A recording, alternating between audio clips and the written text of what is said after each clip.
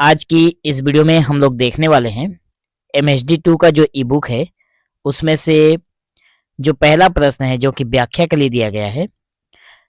कहा गया है कि निम्नलिखित में से किन्हीं तीन अवतरणों को जो सप्रसंग व्याख्या करना है। इसमें से केवल हम तीन को ही नहीं देखेंगे बल्कि सारे के सारे व्याख्या को देखेंगे। ठीक है, पहला प्रश्न यह है कि थोड़ा रुकिए, हाँ यहाँ पर देखिए प्रश्न है कि यह नियम है उद्यान में पक कर गिरे पत्ते जहां प्रकटित हुए पीछे उन्हीं के लहलहे पल्लव वहां। पर हाय इस उद्यान का कुछ दूसरा ही हाल है, पतझड़ कहे या सुखना काया पलट या काल है। तो सबसे पहले हम लोग क्या करेंगे, इसकी जब हम लोग उत्तर लिखेंगे तो पहले हम लोग संदर्भ लिखेंगे। ठीक है, संदर्भ में हम लोग क्या लिखेंगे कि यह काव्यांश हमारी पाठ्य पुस्तक MHD2 आधुनिक हिंदी काव्य में संकलित मैथिली शरण गुप्त द्वारा रचित राष्ट्र प्रेम से ओतप्रोत काव्य ग्रंथ भारत भारती के अतीत खंड से लिया गया है। सबसे पहले हम लोग संदर्भ में यही लिखेंगे। हम लोगों ने जितना भी इससे पहले वीडियो अपलोड किया है सब में सारी चीजें मेंशन की हुई है, कई बार मैंने बताया भी है। इसलिए संदर्भ में हम लोग कहाँ से लिया गया है, राइटर कौन है, कौन सा पुस्तक है, किस काव्य ग्रंथ से लिया गया है, इन सारी चीजों का यहाँ पे जिक्र करेंगे। इस खंड में कवि भारत के गौरवशाली अतीत का स्मरण करते हुए उसकी वर्तमान दयनीय दशा पर एक शोक प्रकट करते हैं। प्रसंग में लिखेंगे कि इस अंश में कवि जो है मैथिली शरण गुप्त जी भारत की उस सांस्कृतिक परंपरा और सभ्यता की बात कर रहे हैं जो कभी अत्यंत वैभवशाली थी लेकिन अब पतन की ओर बढ़ती प्रतीत हो रही है। मतलब हमारे भारत का जो अतीत था बहुत ही गौरवशाली था, बहुत ही वैभवशाली था, लेकिन बता रहे हैं कि अब पतन की ओर बढ़ रहा है। कभी प्रकृति के एक सामान्य नियम की तुलना भारत की सामाजिक स्थिति से कर रहे हैं। मतलब यहाँ पर कवि जो है मैथिली शरण गुप्त जी हमारे प्रकृति की तुलना हमारे वर्तमान भारत के सामाजिक स्थिति के साथ करते हुए दिख रहे हैं।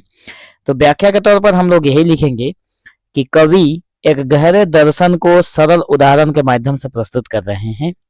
वे कहते हैं कि प्रकृति में एक सर्वमान्य नियम है कि जब किसी बगीचे में पुराने सूखे और पक चुके पत्ते पेड़ों से गिरते हैं तो उन्हीं की जगह पर नए नए हरे भरे कोमल पल्लव अर्थात पत्ते उत्पन्न होते हैं।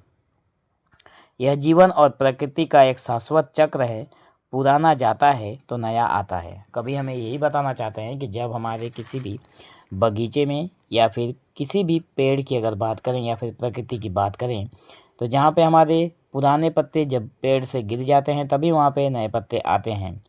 ठीक है, मतलब ये हमारा जो जीवन चक्र है उस पे भी यही फॉर्मूला या फिर यही जो नियम है वो लगता है। कवि इस प्राकृतिक नियम को भारतवर्ष पर लागू करते हैं। कवि ने क्या किया है, यहाँ पर इस प्राकृतिक नियम को भारतवर्ष पर लागू किया है। उनका आशय यह है कि भारत की प्राचीन पीढ़ियाँ जब तक सक्रिय थी तब तक उन्होंने समाज, संस्कृति, ज्ञान, धर्म और नीति को समृद्ध किया। लेकिन अब जब वे पीढ़ियाँ जा चुकी हैं, जो पीढ़ियाँ थी जिसने भारत को सामाजिक, सांस्कृतिक, ज्ञान के तौर पर, धर्म के तौर पर, नीति के तौर पर समृद्ध किया था, अब वो पीढ़ी खत्म हो चुकी है। जैसे पक कर पत्ते गिर जाते हैं पेड़ से, ठीक उसी प्रकार वो पीढ़ी जो थी वो खत्म हो चुकी हैं। तो उनके स्थान पर जो नई पीढ़ियाँ आई हैं या फिर आएंगे उन्हें उनसे वो उम्मीद नहीं दिख रही। अब यहाँ पे कवि बता रहे हैं कि जो उम्मीद नई पीढ़ी के साथ उनकी थी वो उम्मीद नहीं दिख रही है नई पीढ़ी के लोगों में। वे लहलहाते हुए पल्लव नहीं बन पाई बल्कि अब का भारत जैसे बंजर हो चला है। ठीक है, कवि आगे कहते हैं कि हाय इस उद्यान अर्थात भारत का हाल कुछ और ही है।